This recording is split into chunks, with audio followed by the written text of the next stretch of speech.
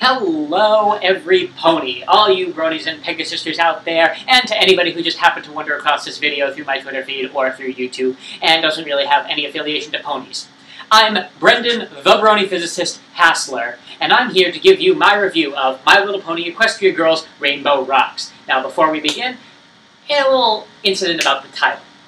I was originally thought that this movie was going to be called My Little Pony Rainbow Rocks, as it was, in fact, the first movie was called My Little Pony Equestria Girls, so I could only assume that they were going to swap out Equestria Girls for Rainbow Rocks. However, according to Wikipedia, that I can look up right now, because thank you, connectivity, according to Wikipedia, the name of the movie is My Little Pony Equestria Girls Rainbow Rocks. Equestria Girls being put in there to indicate that it is set in the My Little Pony, set in the Canterlot High universe, and not the Equestria universe. See, I got it right the second time. Now, my quick one-word review. The one word I would use to describe it is spectacular. This movie is definitely one of the great strengths of the series on all fronts. Even if you didn't really enjoy Equestria Girls, which for some odd reason I can't even begin to fathom, this movie will really, it raises the bar. It shows the series creators have really understood their art, they have understood their craft, and they understand their fans, and they really know exactly what they want to put out, and they know what the viewers want to see, and that, in the end, turns into a great movie. Now, what was good about it? First, before I begin, allow me to give you a little bit of the plot in case you haven't already seen it. So, unlike any other My Little Pony media, this movie starts off in the Equestria Girls universe. It starts off with our three antagonists, who are, again, evil entities banished from Equestria for their manipulation of ponies. Now, they collect magic through negativity. They cause fights, arguments, and they draw their power from that. And their power is that they can sing and make it hypnotic as well. However, there is still some magic left in the Equestria Girls universe for good, and it starts with our good friend Rainbow Dash. Now, Rainbow Dash has a band which she refers to as her band. They are the Rainboons, and they make up Applejack on bass. Rainbow Dash is on the guitar and originally singing. We have Rarity on guitar. We have Pinkie Pie on drums, and our wonderful tambourinist, Fluttershy. Now, of course, like I said, these are set in the Equestria Girls universe, but humans make far less nice plushies than ponies do. And finally, detecting that something is wrong with their good friend, Sunset Shimmer, they decide that they need help. They need help from the magical Princess Twilight, who I don't have an alicorn from, so you're going to have to excuse me. And so our six go to try and root out the evil from the Canterlot High. But there's also a subplot. Sunset Shimmer has gone to turn her life 180 degrees around. She's gone to make herself good and understand the magic of friendship. But her crimes, her turning into a demon, has not been forgotten. And the high school students at Canterlot High will not let her forget it. And they also certainly don't trust her.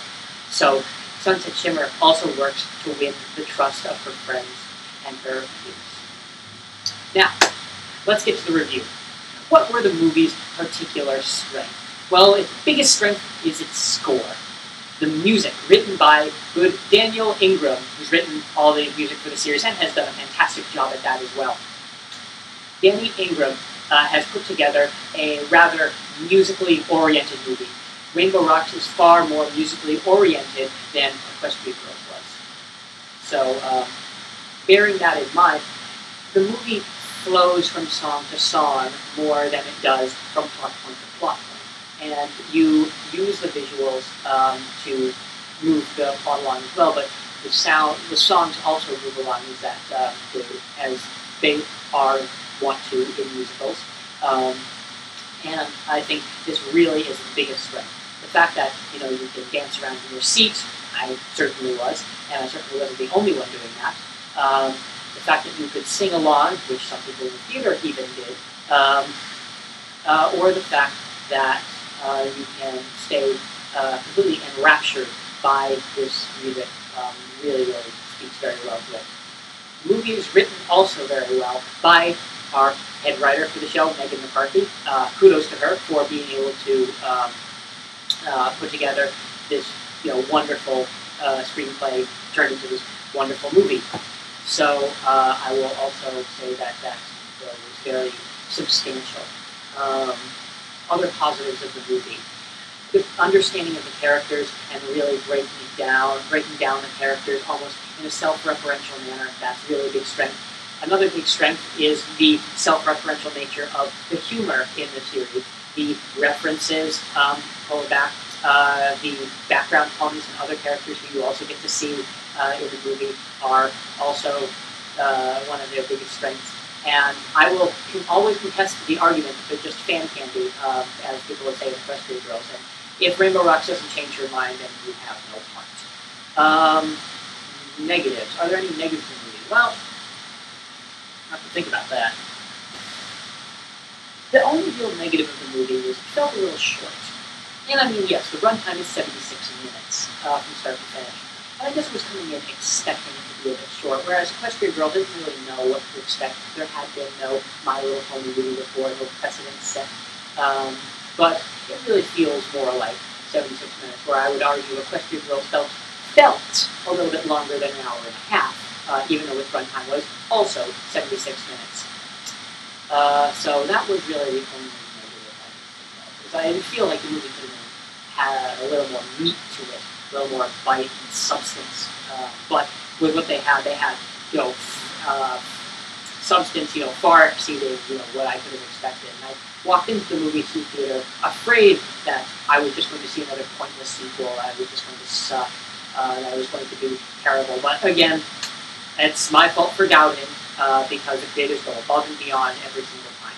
So kudos to them for being creative and understanding. Another positive point, in my opinion, Flash Sentry's role is very reduced compared to Equestria Girls. It doesn't actually move the plot along like he did then. So I think that he's the fact that he's kind of pushed to the side. I don't really like him. Sorry about that. Anybody who does. But warnings. Warnings, I should say, if you're going to watch the movie. Well, the first warning that I would give is the movie is very heavy on Rainbow Dash's character. She starts off as the protagonist of the movie,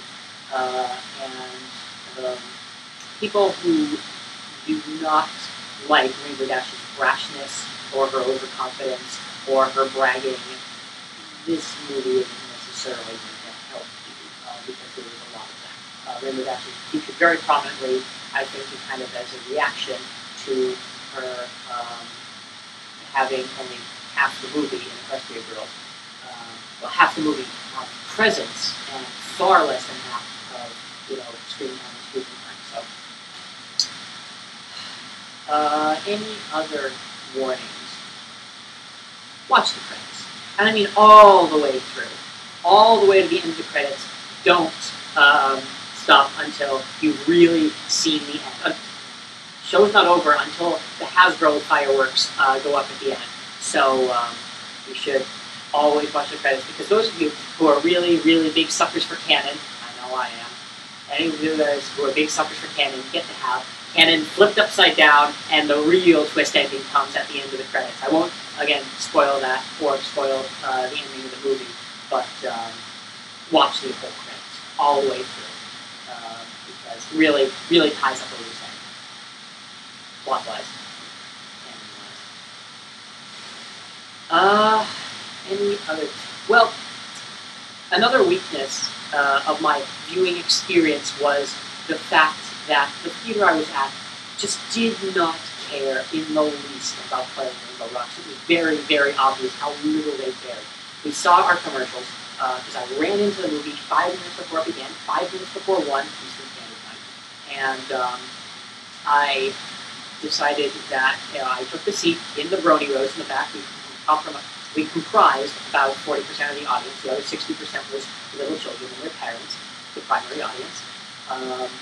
But what I think really gave away the fact that this cinema, which I will label as the Showcase Cinemas Deluxe in Revere, Massachusetts.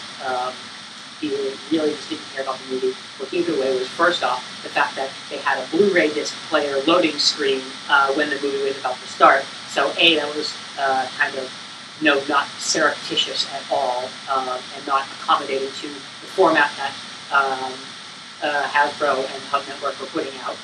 Secondly, the fact that 90 seconds into the movie went blank. Completely black screen, and we had about 5 extra seconds of audio before that cut out as well. And everyone in the audience just kind of looking at each other, what's going on? All the little kids were, "Aww!" And someone in the audience, some hero to me, shouted out, "The first one was better!" Bravo to you, sir. Thank you for keeping the mood while the projectionists were busy screwing with their materials up there, because the art of true film projectionism is completely dead. Anyway, so that is my Rainbow Rock story and my Rainbow Rock review. And if you skipped the whole video just to get to these last 30 seconds, first off, boo. But if you skipped the video to the last 30 seconds, let me say, this movie is fantastic. I will give it 5 out of 5 stars, A+, whatever grade you want to give it. It is, for me, going to be a classic in the fandom. So everyone should go out and see this movie. It's on a limited release, so be very vigilant about it. Everyone should go out and see this movie while they can and while it's still playing. I'm the Brony Physicist, and I'm here to say fandom keeps on going, and the show keeps on being awesome, and all the movies keep on being awesome too. Good night, or afternoon, or night, depending on when you're up watching this. This ending could have been a little less awesome.